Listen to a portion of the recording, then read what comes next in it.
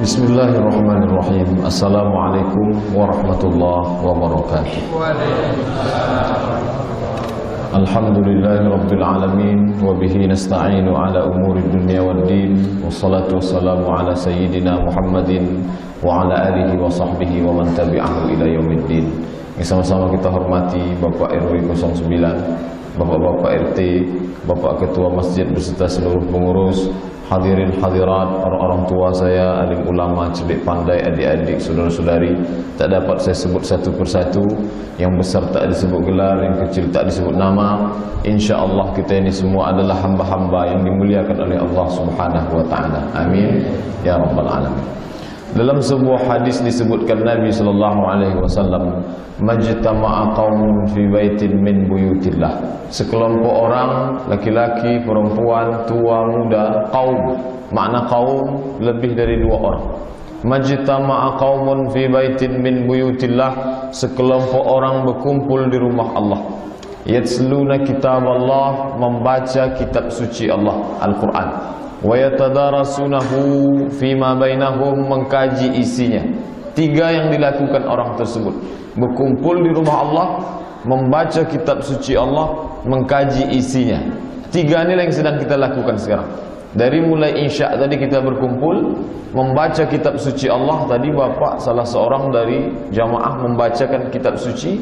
Kemudian yang ketiga sekarang bagian saya, wa yatadarasunahu, mengkaji isinya. Tiga kita lakukan, maka empat yang dibalas Allah Subhanahu wa ta'ala. Maka balasan yang diberikan Allah, nazalat alaihimus sakinah, diturunkan ketenangan ke dalam hati mereka. Ghasyiyat bihimur rahmah, mereka diliputi oleh rahmat Allah. Yang ketiga, haffat bihimul malaikah, dikelilingi oleh para malaikat rahmat. Yang keempat, wa dzakarahumullahu fi man indah, dibanggakan oleh para malaikat, dibanggakan Allah kepada para malaikat. Kalau dulu ketika Allah mau ciptakan manusia, malaikat itu komplain, tidak setuju. Apa kata malaikat di awal surat Al-Baqarah yang selalu kita baca? Ataj'alu fiha man yufsidu fiha wa yusfikud dima. Ya Allah, untuk apa engkau ciptakan mereka yang hanya akan buat kerusakan, menumpahkan darah, berperang, saling bunuh-membunuh? Kalau hanya untuk memuji, mengagungkan engkau, tak perlu engkau ciptakan makhluk yang baru ya Allah. Lalu kemudian malam ini Allah banggakan kita. Apa kata Allah Ta'ala? Dulu manusia yang kamu katakan akan menumpahkan darah, berperang, berkelahi, berkecamuk, saling bunuh-membunuh, mereka malam ini berkumpul di rumahku, di Masjid Nurul Falah. Mereka membaca kitab suciku, mereka berzikir mengingat aku. Maka kita berharap mudah-mudahan kita semua malam ini termasuk hamba-hamba yang dimuliakan dan dibanggakan oleh Allah Subhanahu wa ta'ala. Amin ya rabbal alamin. Bapak dan Ibu hadirin yang dimuliakan Allah, malam ini banyak saudara-saudara kita yang dititipkan Allah amanah umur, diberikan kesehatan badan, tapi tak dapat mengisinya dengan yang baik. Alhamdulillah, kita termasuk golongan orang-orang yang dititipkan Allah usia sampai malam ini kita masih hidup, diberikan kesempatan untuk beramal saleh dan dapat kita menghayunkan tangan, meringankan langkah, datang ke rumah Allah, bersilaturahim. Untuk itu kita ucapkan puji syukur dengan mengucapkan Alhamdulillahirabbil alamin. Kemudian berselawat kepada Rasulullah dengan mengucapkan Allahumma salli ala sayyidina Muhammad wa ala ali Muhammad. Nabi SAW berjanji, man shalla alayya salatan, siapa yang berselawat kepadaku satu kali saja dengan ucapan Allahumma salli ala Muhammad wa ala ali Muhammad, apa kata Nabi? Sallallahu alaihi biha asyara, Allah balas 10 kebaikan untuk dirinya. Kemudian balasan yang selanjutnya adalah, apa kata Nabi SAW? Diangkat 10 derajat kemuliaan di sisi Allah. Kemudian khuttat anhu 10 sayyi'at, ditutupi 10 kesalahan. Wa rufi'at lahu 10 darajat, dinaikkan 10 tingkatan kemuliaan. Satu dari mulut kita 30 balasan. 3 yang kita lakukan, 4 yang dibalas. Begitulah Allah Subhanahu wa ta'ala. Dia tidak mau berikan balasan yang sama, tapi setiap kita lakukan satu, dia balas lebih dari yang semestinya. Oleh sebab itu, ini motivasi untuk kita selalu beramal saleh insyaallah. Bapak dan Ibu hadirin yang dimuliakan Allah Subhanahu wa taala, Malam ini acara halal bihalal, maka saya ingin mengajak bapak dan ibu mengaji Al-Quran, mengkaji ulang tentang akhir dari surat Al-Baqarah, akhir dari ayat tentang puasa, yaitu la'allakum tattaqun. Mudah-mudahan kamu bertakwa. Apakah dapat kita takwa selama 30 hari itu? Kita berhusnuzan kepada Allah, kita dapat. Tapi apakah kita betul-betul dapat meyakininya secara pasti? Maka perlu dalil. Apakah takwa itu dapat dilihat dengan mata? Apakah takwa itu cukup dengan baju takwa? Apakah takwa itu cukup dengan nama masjid takwa? Padahal Nabi mengatakan 3 kali, at-taqwa hahuna, takwa itu di sini, at-taqwa hahuna, at-taqwa hahuna. Oleh sebab itu, untuk melihat dapat tidak takwa, maka kita melihat surat Ali Imran ayat 134 dan ayat 135. Dalam 2 ayat ini disebutkan Allah SWT. Bapak dan ibu nanti bisa pulang melihat di rumah terjemahnya dan lengkap tafsirnya. Surat Ali Imran ayat 134, 135. Dalam 2 ayat ini disebutkan ada 6 sifat orang yang sampai kepada derajat takwa. Tadi Pak Ketua Masjid menyebutkan mudah-mudahan selesai dari masjid ini, selesai dari pengajian ini, ada yang dapat kita bawa pulang. InsyaAllah 6 ini kita bawa pulang, kita ukur pada diri kita. Kalau ada ke-6-6-nya, InsyaAllah kita termasuk orang bertakwa. Kalau tidak, maka kita berusaha untuk mencapai derajat takwa tersebut.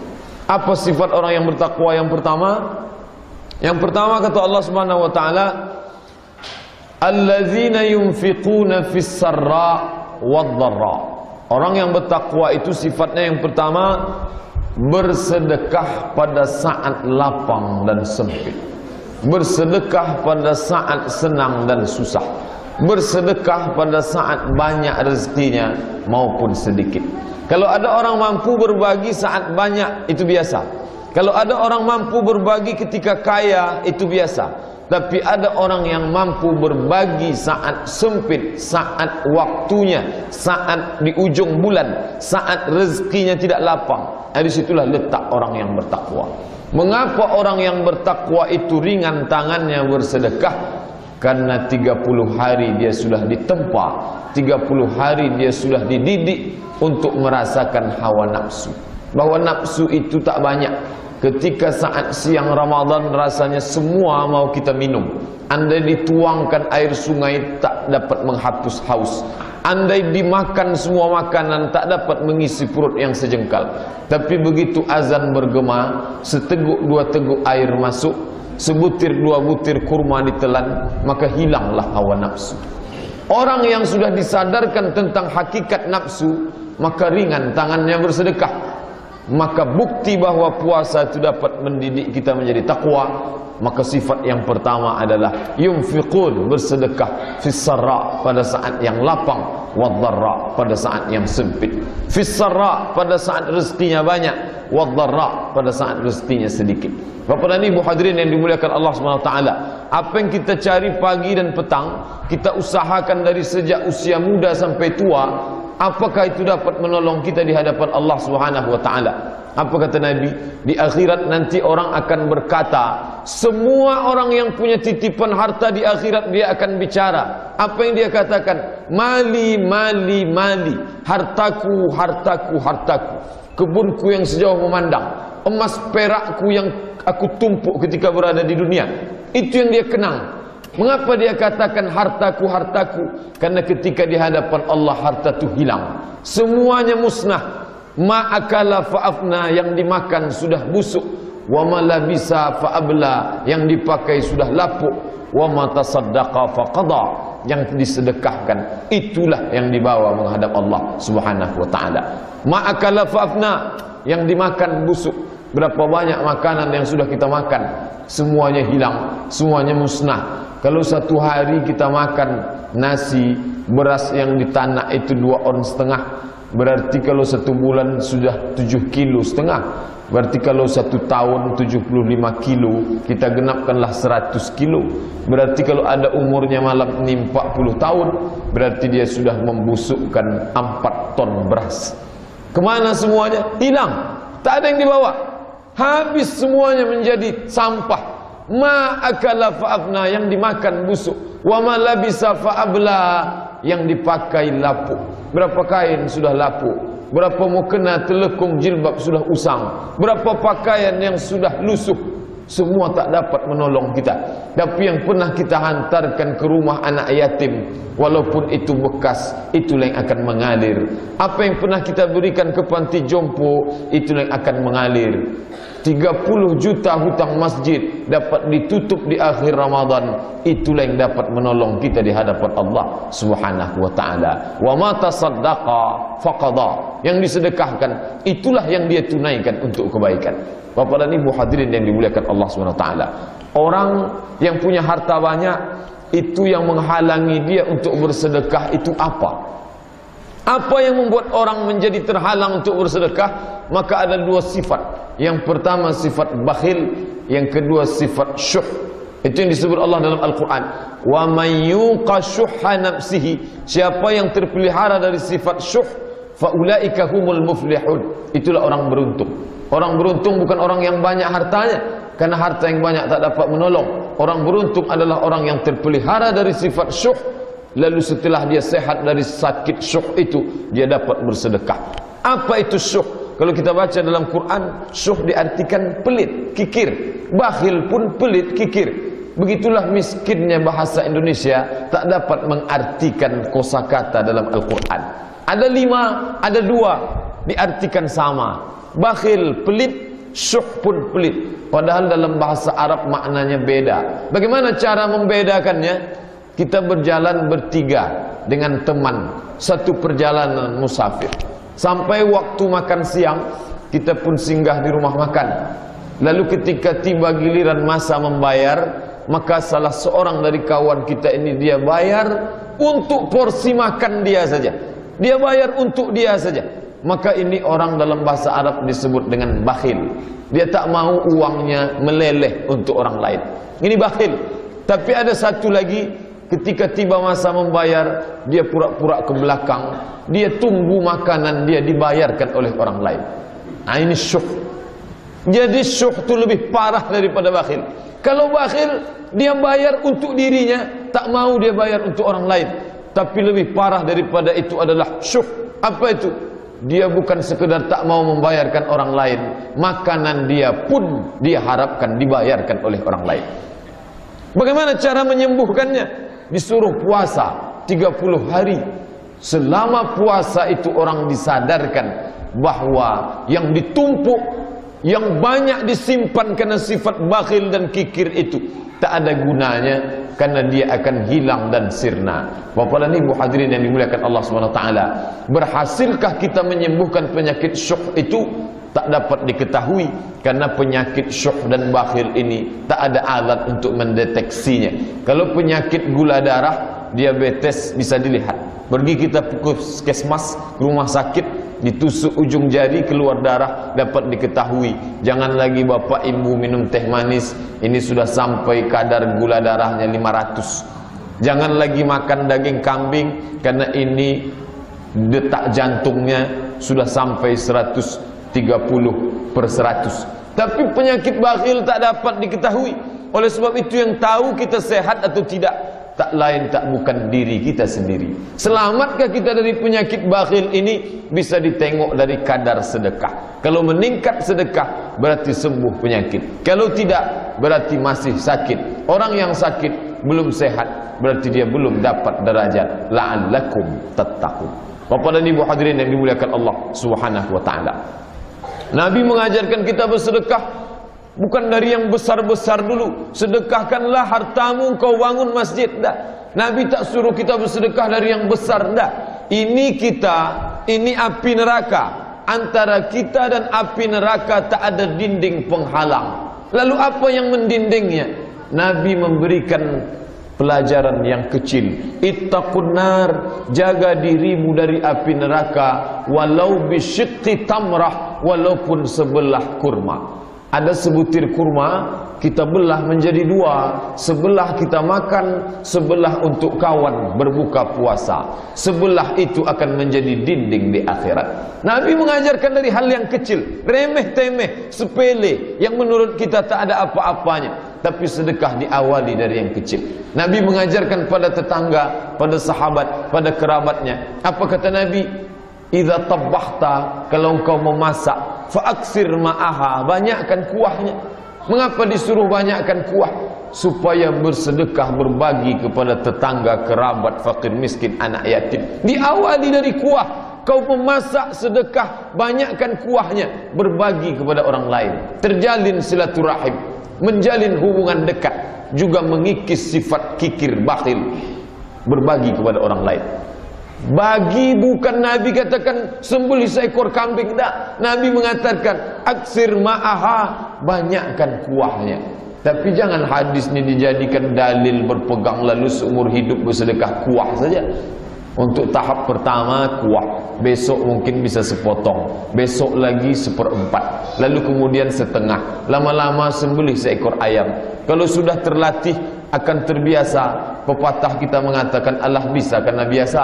Kalau sudah terbiasa, ringan bersedekah seekor kambing, kemudian meningkat menjadi seekor sapi, lalu ringan bersedekah seekor onta. Nabi di akhir hayatnya pada haji wada menyembelih 100 ekor onta pada haji wada. Tapi kita tidak langsung begitu bisa menyembuhkan, dah. Bertahap, mulai tanggal 1, 2, 3. Bapak dan Ibu hadirin yang dimuliakan Allah SWT, ada sifat itu dalam diri kita, ringan bersedekah pada saat lapang dan susah, pada saat lapang dan sempit, pada saat kaya dan miskin. Maka itulah tanda orang bertakwa. Tapi kalau sudah berakhir Ramadan, pelit semakin menjadi-jadi, bersedekah tak ada peningkatan, na'udzubillah, maka penyakit kita belum sembuh. Sudah berapa kali Ramadan kita lewati? Kalau malam ni umur kita 33 tahun, potong 13, sudah 20 kali Ramadan, tak juga sembuh-sembuh. Maka obat yang dimakan orang berpenyakit tak menyembuhkan penyakit, itu orang mubazir. Orang yang mubazir, kata Allah dalam Al-Quran, innal mubazirin kanu ikhwanas syayatin. Orang yang mubazir itu saudara syaitan. Jadi orang yang mubazir itu, kalau dia baca Qul a'udzu birabbin nas, baca ayat kursi, mengusir setan, setan tak mau pergi. Kenapa? Karena dia saudara setan. Sesama saudara tak boleh saling mengusir, kata setan. Jadi kalau kita tak mau puasa kita itu mubazir, sembuhkan penyakit. Bagaimana? Lawan sifat kikir, lawan sifat pelit. Ingat bahwa itu tak ada kita bawa. Rezeki itu terbagi dua. Satu rezeki yang dicari, satu rezeki yang dapat. Rezeki yang dicari, pergi pagi pulang petang, peras keringat banting tulang, ke sawah, ke kebun, ke kantor. Itu rezeki dicari. Tapi ada rezeki yang didapat. Apa itu? Dapat harta warisan. Mati bapak, mati datuk, atau halaman rumah kena gusur, tiba-tiba kaya mendadak. Ini rezeki yang didapat. Baik yang didapat maupun yang dicari, itu bukan punya kita. Punya siapa? Punya orang lain. Besok mati kita, orang memerebutkan harta warisan. Istri dapat 1/4 kalau tak ada anak. Kalau ada anak dapat 1/8. Suami dapat setengah. Kalau ada anak dapat 1/4. Anak laki-laki 2 kali bagian anak perempuan. Apa maknanya? Baik yang dicari maupun yang didapat bukan punya kita, punya orang lain. Lalu apa yang kita bawa? Yang kita bawa adalah berapa yang kita sedekahkan. 100 sak semen kita bangunkan untuk rumah. Kita bawakah dia? Tinggal, akan dijual, akan digadaikan. Tapi yang pernah kita bangunkan untuk tiang masjid, lantai masjid, itulah yang kita bawa menghadap Allah Subhanahu wa ta'ala. Bapak dan Ibu hadirin yang dimuliakan Allah, mau kaya, mau miskin, mau tua, mau muda, yang mengantarnya nanti ke liang lahat ada 3, kata Nabi. Yatsba'ul mayyita salasun, yang mengiringi ada 3. Yang pertama, maluhu, harta. Bapak yang punya mobil mewah mahal 1,5 miliar, itu mobil ikut mengiring. Sampai ke mana? Sampai ke pelataran parkir pemakaman. Selesai acara pemakaman, dibacakan talqin dan doa. Selesai itu mereka bawa itu mobil mahal pulang ke rumah. Apa yang mereka cari? Langkah pertama yang mereka lakukan adalah membuka laci mencari mana STNK sama BPKB. Mau dijual, mau dibagi itu. Tak sabar mereka ingin mencari itu. Itu tinggal. Maluhu, harta tinggal. Yang kedua ahluhu, keluarga, anak, cucu, cicit, menantu, ipar, handai, tolan, sahabat, kerabat, jamaah, ramai mengiring. Sebanyak jamaah sebanyak itu mengiring. Rajin pengajian semua mengiring. Mau mereka masuk ke dalam liang lahat kita itu. Ada masuk 2, 3, 4, 5 orang masuk. Satu menyambut pinggang, satu menyambut ujung kaki, satu menyambut leher kepala. Setelah itu mereka pun naik ke atas. Mereka ambil skop cangkol, mereka timbun kita. Anak memanggil kawan-kawannya, mari kita injak makam bapak ni biar padat ke bawah. Setelah itu apalagi yang menolong kita? Yarji'usnani, yang dua ni balik, kata Nabi. Harta balik ke rumah, keluarga, sahabat, istri, anak, menantu pulang ke rumah. Lalu apa yang tinggal? Wa yabqa wahidun, yang tinggal satu. Apa itu? Wa amaluhu, amal. Apa yang pernah disedekahkan, itulah yang bersama dengan kita. Bapak dan Ibu hadirin yang dimuliakan Allah, yang lalu tak dapat diulang, apa boleh buat? Yang terlewat, terlampau, terlangkau tak dapat diulang. Jangankan sehari, jangankan seminggu yang lalu, jangankan setahun yang lalu, semenit yang lalu tak dapat kita mundur ke belakang. Tapi yang depan dapat. Kita atur, kita manage, kita atur ini harta benda kita ini, mana yang akan kita bawa ke sana, mana yang akan kita tinggalkan di dunia. Orang yang bertakwa selamat dia karena ringan tangannya bersedekah fis-sarra wad-dharra, saat lapang maupun sempit, saat senang maupun susah. Sifat yang kedua, tadi saya janjikan 6. Keluar kita dari dalam masjid ni ada 6 ni kita bawa pulang ke rumah insya-Allah. Yang kedua adalah wal kaziminal ghaiz. Kaziminal ghaiz. Kalau Bapak Ibu tengok nanti terjemah dalam Quran, mereka artikan, para penterjemah itu mengartikan kaziminal ghaiz, menahan marah. Tapi makna kaziminal ghaiz menurut bahasa Arab bukan menahan marah. Makna kaziminal ghaiz menyimpan air dalam kulit kambing sampai tak keluar walau setetes. Orang Arab dulu menyimpan air, belum ada baskom. Zaman Nabi tak ada baskom, belum ada pabrik plastik lagi. Jadi mereka simpan air itu dalam kirbah. Kirbah itu kambing dikuliti tapi tidak berlubang. Sudahlah keluar daging dengan tulang belulangnya, lalu disamak, dijemur kering, diikat lagi, dijahit dengan tali yang kuat, lalu dituang air ke dalam sampai tak menetes, setetes pun air tak keluar dari dalam kulit kambing. Itulah makna kaziminal ghaiz, orang yang sanggup menyimpan air dalam kulit kambing sampai tak menetes. Apa hubungannya dengan marah? Bisa dia menahan amarah sampai tak keluar sumpah serapah walau setetes dari mulutnya. Inilah orang yang bertakwa. Jadi kalau ada orang yang puasa sunatnya rajin, puasa Ramadan penuh, puasa 6 hari di bulan Syawal selesai, puasa Senin Kamisnya full, puasa nanti tanggal 9 hari Arafah ada, rajin puasa, tapi giliran tersinggung sedikit marahnya meledak, meletup-letup. Ini bukan orang bertakwa. Orang bertakwa tak keluar marah dari mulutnya seperti tak menetesnya air dari kulit kambing, dari kerbau. Inilah makna amarah. Tapi tak berarti disimpan di dalam lalu bercakap-cakap dalam hati. Ini pun tidak. Ada pepatah kita mengatakan, biarlah pecah di perut asal jangan pecah di mulut. Ini bahaya. Di dalam dia menggumam lalu bersumpah serapah di dalam. Ini pun tidak. Orang yang bertakwa di dalam tidak marah, di luar pun tidak keluar. Lalu kemana perginya? Hilang dia bersama harapan ampunan dari Allah Subhanahu wa taala. Mengapa dia bisa itu? Karena 30 hari dia sudah dididik untuk tak marah. Ketika sudah sedang berpuasa, maka apa kata Nabi? In syatamahu ahadun, kalau ada yang mencaci makinya, au qatalahu ahadun, kalau ada yang memeranginya, falyaqul inni shaim, maka hendaklah orang yang berpuasa itu mengatakan inni shaim marrataini, 2 kali. Inni shaim, aku sedang puasa, saya sedang puasa.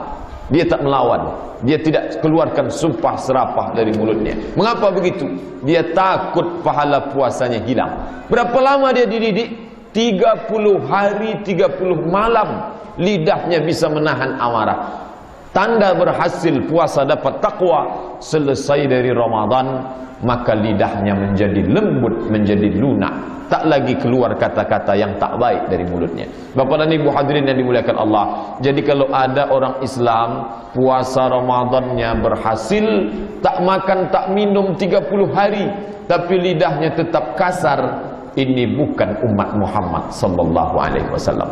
Ada orang begitu bangga, saya sudah khatam Quran, saya sudah ke masjid, bahkan di masjid itu pula dikhatamkan Al-Quran ketika tarawih. Berhasilkah kita mengisi Ramadan?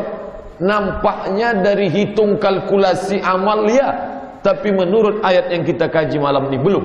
Karena orang yang berhasil mendapatkan takwa adalah kaziminal ghaiz, mampu menahan tetesan air dalam kulit kambing sampai tak keluar.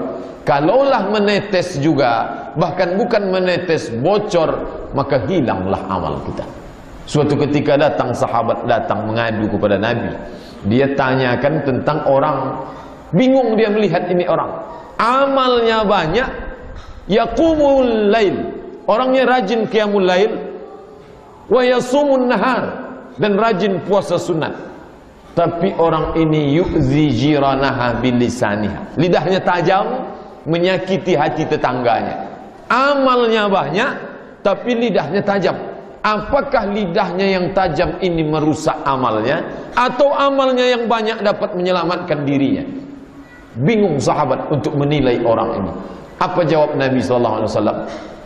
Ya Rasulullah, inna fulanatan tasumun nahar, ada si fulan puasa sunatnya banyak, wa taqumul lail, qiyamul lail penuh rajin, wa tu'zi jiranaha bilisaniha, tapi lidahnya tajam menyakiti hati tetangga. Sumpah serapah yang keluar dari mulutnya. Bagaimana dia di akhirat?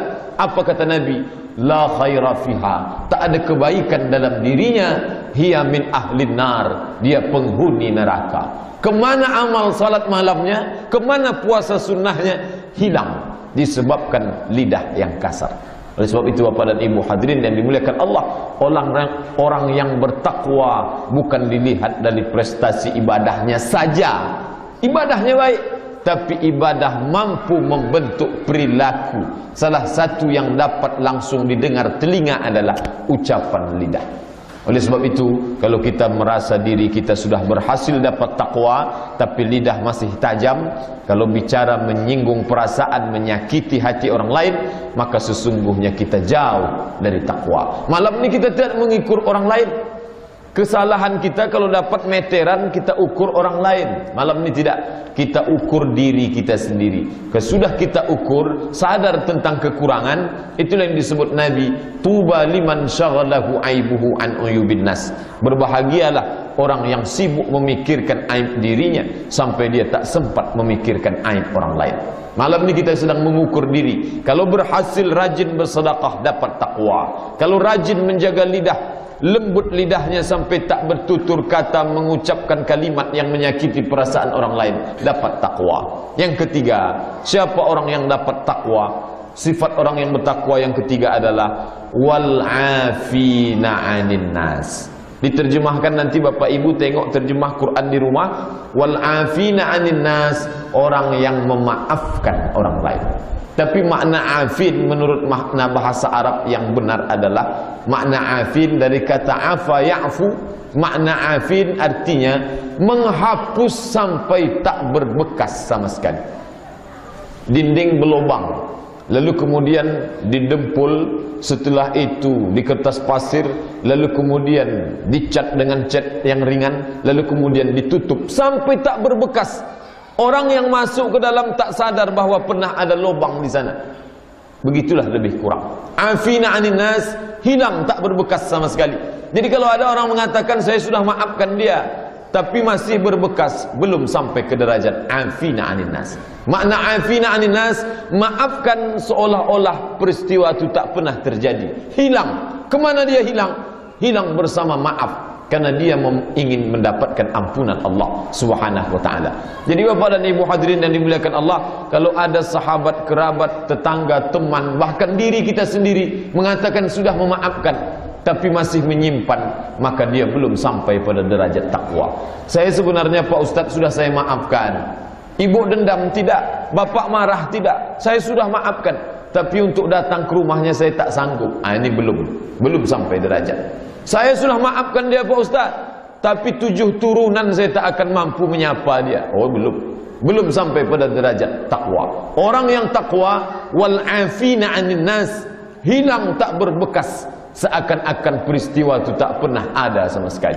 Bapak dan Ibu hadirin yang dimuliakan Allah Subhanahu wa taala, makanya kita selama 30 malam itu, kata Aisyah kepada Nabi, "Ya Rasulullah, andai aku berjumpa dengan malam Lailatul Qadar, ditakdirkan Allah aku bertemu dengan Lailatul Qadar, apa doa yang aku panjatkan? Apakah minta kaya? Apakah minta hebat? Apakah minta jadi raja sultan? Apa doa yang ku panjatkan kepada Allah?" Diajarkan Nabi, bacalah doa ni wahai Aisyah. Allahumma innaka afuun tuhibbul afwa fa'fu anni. Ya Allah, engkau maha pemaaf, engkau cinta kepada maaf, maka maafkanlah aku. Maaf itu diambil dari kata afa ya'fu. Afuun, hapus, hilang, tak berbekas sama sekali. Ya Allah, engkau maha penghapus. Afuun, menghapuskan dosa seorang hamba tak lagi dilihat Allah, karena sudah hilang, hapus. Engkau maha penghapus, kau cinta pada menghapuskan dosa, maka hapuskanlah dosaku. Kalau kita minta itu kepada Allah 30 malam, dalam satu malam berapa kali, di sujud terakhir, di tahajud kita, lalu sanggupkah itu kita ucapkan pada orang lain? Orang yang bertakwa sanggup dia menghilangkan itu. Kalau belum sanggup, berarti kita belum sampai pada derajat takwa. Bapak dan Ibu hadirin yang dimuliakan Allah Subhanahu wa taala. Tapi ini berurutan, antara yang 2 dengan yang 3 tak dapat dilompat. Tak mungkin dapat menghapuskan kalau tak dapat menahan amarah. Amarah ditahan, baru dapat memaafkan orang lain. Kalau tidak, kita tak dapat melakukan itu. Oh, kalau begitu hilanglah hukum.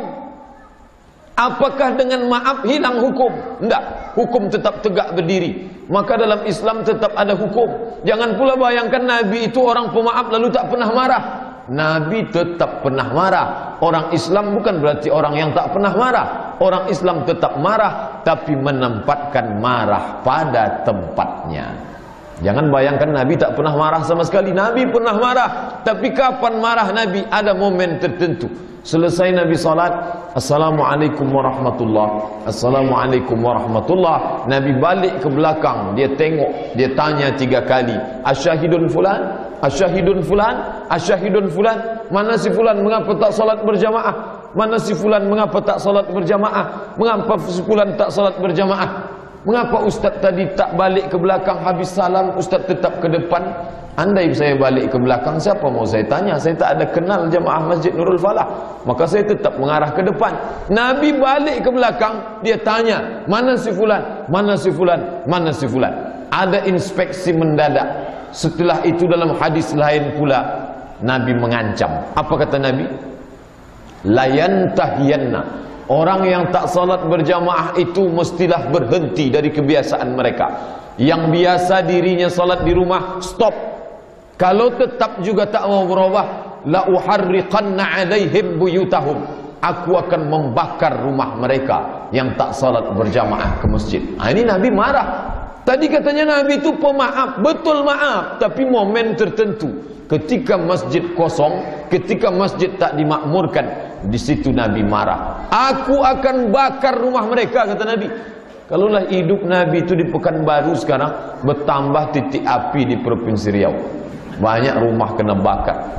Oleh sebab itu Nabi marah. Begitu juga ketika datang seorang perempuan, dia mengaku sudah berzina. Ya Rasulullah, saya dulu sudah pernah berzina. Dalam Al-Quran surat An-Nur jelas, Az-zaniyatu, perempuan yang berzina, waz-zani, laki-laki yang berzina, fajliduhuma mi'ata jaldah, cambuk 100 kali. Apakah Nabi marah? Nabi pemaaf, katanya Nabi pemaaf lalu hukum hilang. Tak, maaf itu ada tempatnya. Sampai pada ayat hukum tetap ditegakkan. Ketika datang itu si perempuan, Nabi lihat dia sedang hamil, Nabi tak jatuhkan hukum. Nabi katakan, pulanglah engkau lahirkan anakmu dulu. Setelah anaknya lahir, dia datang lagi. Nabi katakan susukan anakmu dulu. Setelah menyusukan anak 2 tahun, dia datang lagi, baru diterapkan hukuman. Apa artinya? Maaf ada, hukum tetap ada. Maaf ada, marah tetap ada. Maaf ditempatkan pada tempatnya, amarah pun ditempatkan pada tempatnya. Jadi Bapak dan Ibu yang berkaitan dengan harta benda, tentang hukum Allah yang dilanggar, tetap ada amarah. Jadi seorang tua yang anaknya pergi tanpa izin, melalaikan perintah Allah, jangan hanya maaf saja. Saya sudah maafkan kamu, kata Pak Ustadz kemarin, perbanyak maaf. Ini salah, tak menempatkan maaf pada tempatnya. Orang tetap tegas ketika berkaitan dengan hukum Allah Subhanahu wa taala. Tapi ketika berkaitan dengan kesalahan, ada maaf dalam hati, memaafkan kesalahan orang lain. Nah, jadi kita tak salah kaprah, tak semuanya mesti dimaafkan. Maaf ada, hukum pun ada. Bapak dan Ibu hadirin yang dimuliakan Allah Subhanahu wa taala, mengapa Al-Quran hanya bercerita tentang memaafkan? Mengapa tak ada minta maaf? Karena kalau sudah kita ni mampu memaafkan orang lain, tak perlu lagi minta maaf. Mengapa? Karena sudah saling maaf memaafkan. Suatu ketika saya tak dapat menghadiri tausiah pengajian, lalu saya kirimkan SMS pengurus masjid, saya tak dapat hadir karena keterlambatan, tak terkejar dari Panam ke kota, pusat kota. Andai pun saya datang waktu sudah habis, maka maafkanlah saya. Saya terenyuh ketika membaca balasannya. Apa balasannya? Belum lagi Ustaz meminta maaf, kami sudah memaafkan. Jadi seandainya kita ni semua punya hati yang lembut memaafkan, tak perlu ada minta maaf. Kalau begitu tak ada minta maaf. Dalam Quran tak ada, tapi Nabi mencontohkan ada. Nabi minta maaf, langsung Nabi minta maaf. Bapak Ibu yang pergi umrah, pergi haji, singgah ke Taman Raudhah yang jaraknya dari dinding makam Nabi 22 meter. Nabi naik ke atas mimbar. Biasa Nabi naik ke mimbar tu kasih ceramah, tausiah, khutbah. Tapi kali ini tak ada ceramah, tak ada tausiah, tak ada khutbah. Apa yang disampaikan Nabi di atas mimbar? 3. Yang pertama kata Nabi, man kuntu jalattu lahu zahran. Waktu aku mencambuk kuda, ujung cambukku terkena pundaknya, lalu dia tersinggung, sakit hati, ingin membalas. Selama ini dia mau balas, tak ada kesempatan. Hadza zahri, ini pundak Muhammad, falyastaqid minhu, silakan balas. Siapa yang sakit hati pernah tersinggung, ini pundak Muhammad, silakan balas. Yang kedua diminta Nabi, man kuntu syatamtu lahu irdan. Siapa yang harga dirinya pernah terluka, tersinggung perasaannya, cakapku kasar melukai hatinya, cakapku kasar menyinggung perasaannya, hadza irdi, ini harga diri Muhammad, silakan tuntut balas. Yang ketiga diminta Nabi, dain, hutang. Siapa yang punya hutang, piutang, maka tuntutlah sekarang. Jangan bayangkan umat Islam sahabat Nabi itu tunduk saja ketika Nabi katakan demikian. Tegak seorang sahabat menuntut, ya Rasulullah, inna laka alayya salasa darahim. Engkau punya hutang 3 dirham. Zaman Nabi tak ada duit kertas, ada duit logam. Satu namanya dinar, duit emas. Satu namanya dirham, duit perak. Ya Rasulullah, inna laka alayya salasa darahim. Kau punya hutang 3 dirham. Tuntut, saya mau minta bayar sekarang. Lalu Nabi perintahkan ke sahabatnya, idfa' ya Fadal, wahai Fadal, bayarkan hutang saya ke sahabat saya ini. Begitulah Nabi minta maaf. Nabi yang sayyidul anbiya wal mursalin, tak ada yang masuk pintu surga sebelum Nabi mengetuk pertama kali. Tak ada yang masuk ke dalam kecuali Nabi. Tak ada yang berhak memberi syafaat kecuali Nabi. Nabi yang dijanjikan Allah, wala saufa yu'tika rabbuka fatarda. Apapun yang kau mau akan kukasih ya Muhammad. Tapi dia tetap minta maaf. Lalu siapa kita yang gengsi tak mau minta maaf? Oleh sebab itu malam ini kita difasilitasi oleh Masjid Nurul Falah, maka kita manfaatkan. Waktu salat Idul Fitri tak sempat. Mau datang satu-satu, tamu sudah menunggu di rumah. Mau datang ke rumah tak pula ada waktu, mau balik kampung dan lain sebagainya. Atau waktu ada tapi gengsi datang. Saya kan lebih tua, saya kan lebih senior, saya kan lebih tinggi jabatan, saya kan lebih lama di sini, saya kan lebih banyak nyumbang ke masjid. Masa saya minta maaf? Bangkit, dibangkitkan. Siapa yang membangkitkan? Itu syaitan. Syaitan tak lagi mengajak kita untuk menggoda, menyembah dia, tidak. Tapi orang beriman digoda syaitan supaya tidak meminta maaf. Oleh sebab itu, Nabi Muhammadlah suri tauladan kita. Apa kata Allah? Laqad kana lakum fi Rasulillahi uswatun hasanah. Suri tauladan yang baik itu pada diri Muhammad, bukan pada diri ustaz, bukan pada ulama, bukan pada kiai. Ini manusia biasa yang mungkin silap dan salah. Tapi Nabi Muhammad, dia minta maaf. Padahal ibadah Nabi itu apa kata Aisyah? Karena Rasulullah sallallahu alaihi wasallam, Rasulullah itu yaqumu minal lail, kalau dia qiyamul lail hatta tatafattar qadamahu, sampai bengkak dua kakinya. Bengkak dua kakinya. Mengapa begitu? Karena tegaknya lama. Mengapa tegaknya lama? Ayatnya panjang, turun darahnya sampai ke kaki. Sepanjang apa ayatnya Pak Ustaz sampai turun darah ke kaki? Rakaat pertamanya surat Al-Baqarah, 2 juz 4 lembar, 2 jam rakaat pertama. Itu yang membuat darah itu turun ke kaki, bengkak. 2 rakaatnya begitu, sampai begitu ibadah Nabi, tapi tetap dia minta maaf. Lalu siapa kita yang begitu pede tak mau minta maaf karena menganggap ibadah sudah banyak? Padahal rakaat pertama kita alhaqumut takasur, rakaat keduanya inna a'tainakal kautsar.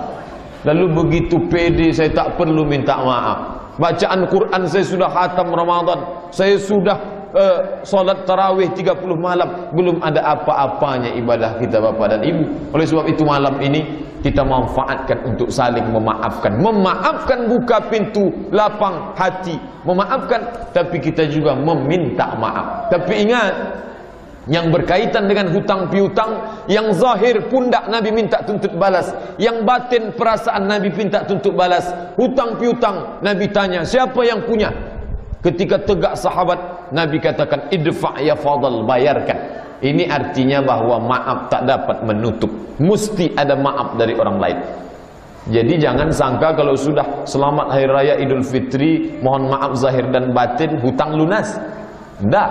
Ini contoh hadis Nabi SAW bahwa maaf mesti diberikan oleh orang lain. Bapak dan Ibu hadirin yang dimuliakan Allah, andai, na'udzubillah, berandai-andai kita mati lalu belum sempat minta maaf. Karena kematian ini kita tak tahu. Mati tak mesti sakit, mati tak mesti tua. Mumbang jatuh kelapa pun jatuh, kata pepatah Melayu. Oleh sebab itu ketika na'udzubillah mati kita tak sempat minta maaf, bagaimana kedudukan kita di akhirat? Apa bisa 30 malam tarawih, witir, tahajud, duha itu menolong kita di hadapan Allah? Inilah yang disebut Nabi sebagai orang yang muflis. Muflis, orang yang bangkrut. Nabi tanya sahabatnya, atadruna mal muflis? Hai sahabatku, tahukah kamu siapa itu muflis? Sahabat lalu mengatakan, man la dirhama lahu wala mata'. Orang yang tak punya duit, tak punya harta, itulah orang yang bangkrut ya Rasulullah. Bukan itu kata Nabi. Bukan itu yang muflis itu. Al-muflis min ummati, orang yang bangkrut di antara umatku kata Nabi, man ya'ti yaumal qiyamati bi salatin, orang yang nanti pada hari kiamat datang membawa pahala salat bertimbun setinggi bukit Uhud. Salat tahajud, salat witir, salat duha, salat tasbih. Salatnya banyak, zakatnya banyak, infak sedekahnya banyak, hajinya banyak, umrahnya tiap tahun berangkat karena duitnya banyak. Tapi ternyata dia juga pernah menzalimi orang lain. Qad syatama hadza, pernah mencaci maki si fulan. Wa daraba hadza, pernah memukul si fulan tanpa kesalahan. Wa safaka dama hadza, pernah menumpahkan darah si fulan. Wa akala mal hadza, pernah memakan harta si fulan dengan cara batil.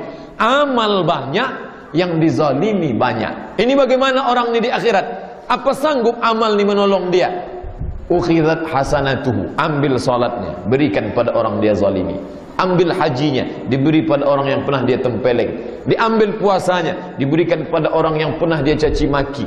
Faniyat hasanatuhu, habis amal. Amal yang bertimbun tadi habis. Walam yuqda alaih, hukum belum selesai, karena yang mengantri, yang dia zalimi, yang belum pernah minta maaf masih banyak. Lalu bagaimana? Ukhidat khatayahum, diambil dosa mereka, diambil dosa orang pernah dia tempeleng, dia caci maki, dia zalimi, dia sakiti, dia ambil hartanya dengan cara batil.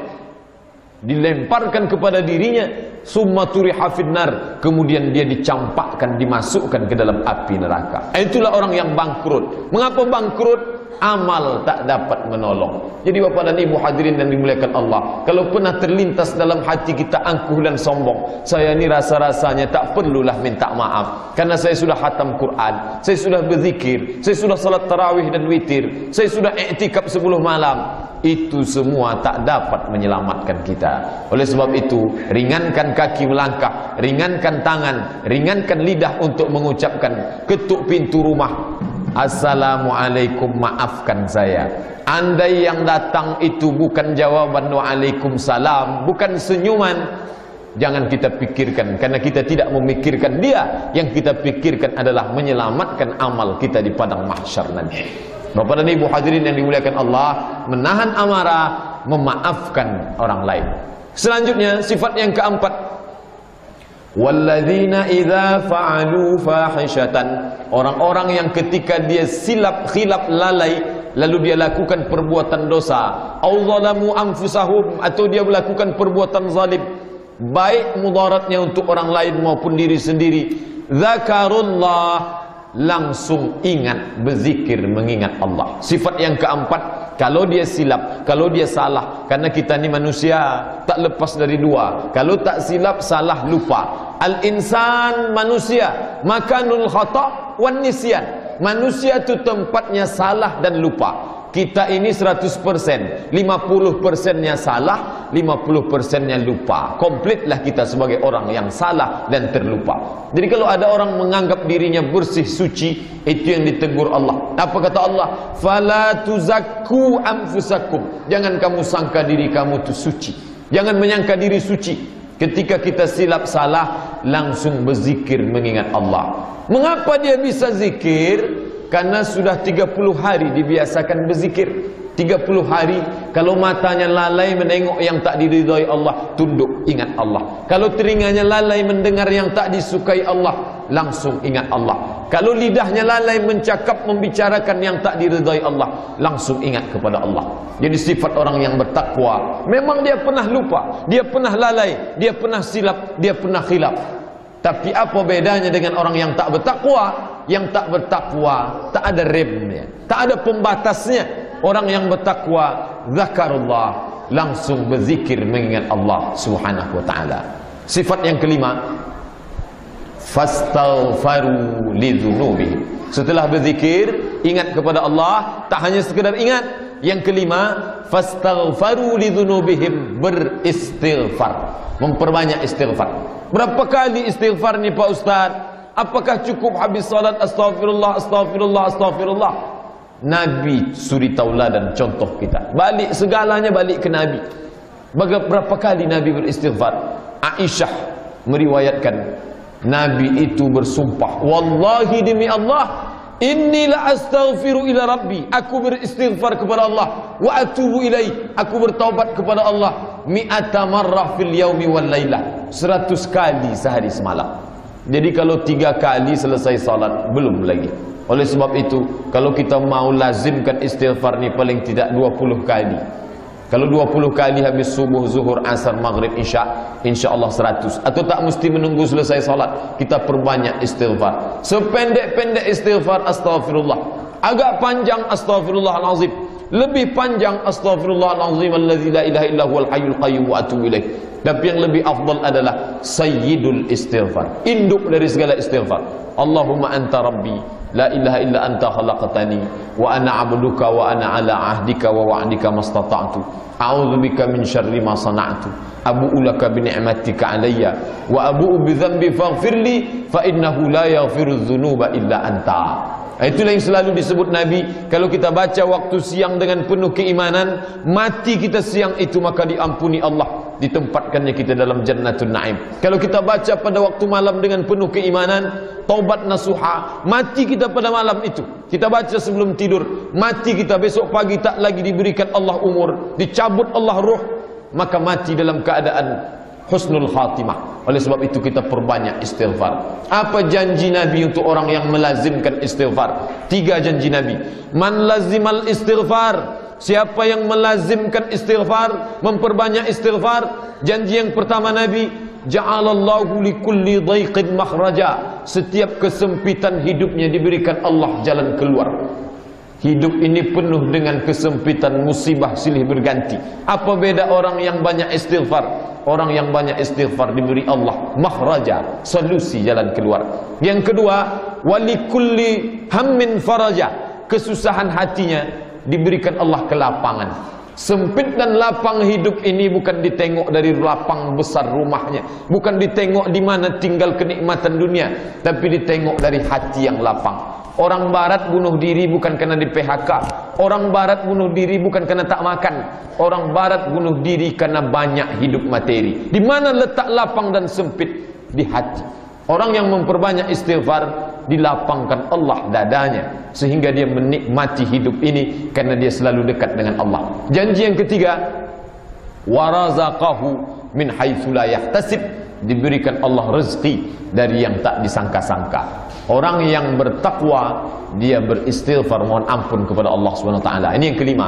Yang terakhir, yang keenam, walam yusirru ala ma fa'alu wa hum ya'lamun. Yang keenam, walam yusirru, stop, tidak melanjutkan, titik. Masa lalu bergelimang dosa, memang kita pernah silap dan salah. Jangankan kita, Nabi Adam saja pernah silap salah makan buah kuldi. Orang-orang soleh pun pernah melewati masa yang suram, masa yang sulit. Tapi apa bedanya orang bertakwa? Orang bertakwa ingat kepada Allah, beristighfar, walam yusirru, stop, gunting dengan masa lalu, berhenti, taubat nasuha. Oleh sebab itu 30 hari kita sudah bersihkan diri, maka berhentilah kita awali Syawal ini dengan peningkatan amal saleh. Ada keenam-enamnya, Pak Ustadz. Dari awal pengajian Ustadz baca ayat tadi sampai terakhir, keenam-enamnya ada dalam diri saya. Alhamdulillah. Kita tinggal tingkatkan. Tak ada 6, 5, bersyukur. Kita tinggal tambah 1. Tak ada 5, ada 4, bersyukur kepada Allah. Tambah 2. Setengahnya yang ada Pak Ustadz 3, bersyukur juga kepada Allah. Ada 2, alhamdulillah. 1 pun jadilah. Tapi kalau tak ada 1 pun tidak, la haula wala quwata illa billah. Bapak dan Ibu hadirin yang dimuliakan Allah Subhanahu wa taala, sifat orang beriman, wa idza tuliyat alaihim ayatuhu, kalau dibacakan ayat-ayat Allah, zadathum imana. Malam ini saya bacakan 2 ayat saja. Surat Ali Imran 134, 135, ada 6 sifat orang bertakwa. Kita jadikanlah ke-6-6-nya ini mengukur ketakwaan kita kepada Allah Subhanahu wa taala. Tadi ayat yang dibacakan oleh Bapak jamaah yang bacakan ayat tadi, inna khalaqnakum min zakarin wa unsa, kami jadikan kamu dari laki-laki dan perempuan, wa ja'alnakum syu'uban wa qabaila, kami ciptakan pula kamu bersuku-suku, berbangsa-bangsa. Di ruangan kita ini saja macam suku bahasa. Siapa yang paling mulia? Apakah orang Melayu? Apakah orang Minang? Apakah orang Batak? Apakah orang Sunda? Inna akramakum indallahi atqakum. Yang paling mulia di antara kamu adalah atqa, yang paling bertakwa. Allah tak menengok rupa kita. Innallaha la yanzuru ila ajsamikum. Allah tak menengok bentuk tubuh, yang tinggi, yang pendek, yang gemuk, yang kurus, tak ditengok Allah. Wala ila suwarikum. Allah tak menengok rupa, yang mancung, yang pesek, yang jelek, tak dilihat Allah. Apa yang ditengok Allah? Walakin yanzuru ila qulub. Yang ditengok Allah hati kamu. Mengapa yang ditengok hati? Karena dalam hati itulah bersemayam takwa. Bapak tak tahu saya ni bertakwa atau tidak. Saya pun tak tahu apakah ibu dan bapak bertakwa atau tidak. Itu salah satu bentuk Rahman dan Rahim Allah. Dia buat kita ini takwa, hanya kita dan Allah saja yang tahu. Ke-6 tadi tak dapat kita ukur. Kitalah mengukur diri kita. Kalau sanggup kita memuhasabah diri, menengok kelemahan kekurangan diri, lalu berusaha untuk menyempurnakannya sehingga tak sempat menengok kelemahan orang lain, itulah orang yang beruntung, kata Nabi. Tuba, berbahagia. Tuba, itulah orang yang baik. Siapa itu? Liman syaghalahu aibuhu, sibuk memikirkan aibnya, an uyubin nas, sehingga tak sempat memikirkan aib kekurangan orang lain. Bapak dan Ibu hadirin yang dimuliakan Allah, mudah-mudahan selesai kita pengajian 6 ini kita bawa, kita sempurnakan ketakwaan kita kepada Allah, dapatlah kita janji Allah, la'allakum tattaqun. Terima kasih atas segala perhatian Bapak dan Ibu. Sebelum kita tutup dengan doa, mungkin ada hal-hal yang ingin Bapak Ibu tanyakan, baik berkaitan dengan ayat yang kita baca malam ini, maupun tak ada kait mengait berkaitan dengan ajaran agama Islam, tentang puasa, tentang salat, tentang ibadah yang lain. Sebelum kita tutup dengan doa kepada Bapak Ibu, dipersilakan.